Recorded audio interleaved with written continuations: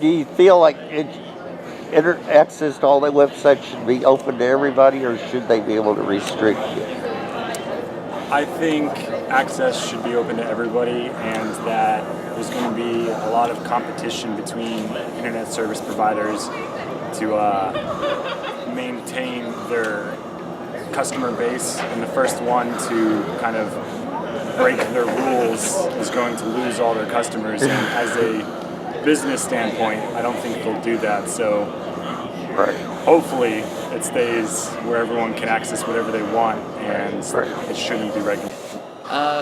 Regarding net neutrality, I see where people come from on what they would kind of expect, especially parents with regards to their children, how they would want certain sites restricted from them. However, I also see that every page on the internet has its own intrinsic value, whether it's for research purposes or just for the sake of gathering information.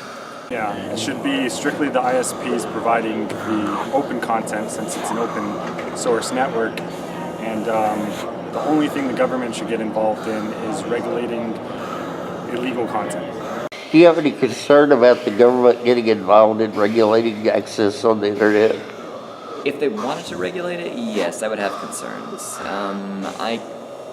Especially considering just what a vast throughput of human information knowledge it is. I understand how they would have interest in some of the information on the internet and why they would want to comment.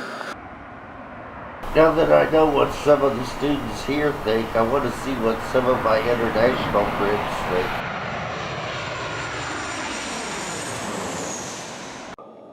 What about in Greece, in your home country? How is the internet access in Greece? In Greece, the internet access is free. It's kind of, you don't have restrictions, no, it's free. You have a provider, there are many of them, and right now you don't have restrictions, but they're trying to pass things. They're kind of trying to control internet too, except media, because now Greece is in austerity measures, how we call them in English. So they're trying to control the internet too, because they control the media. So the people that want to protest, they use internet. If they can control the internet, they won't. How is web access in the Sudan?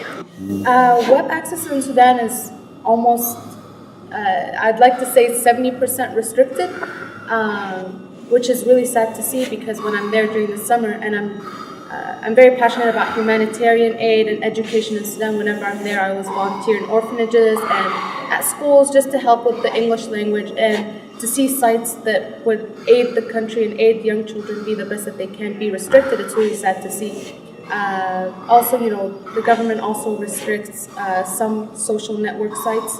And so seeing that people aren't able to communicate with each other as well, and being able just to be in contact with people from around the world and share that knowledge and share that experience, they're completely cut off, which is really sad to see. And so I really hope that at least for educational purposes, the web is open for students, because there's a lot of innovative applications here, even on applications on your phone, and that would help kids and education in general that are blocked off over there. So it's really sad. It's time to head home and check out some websites.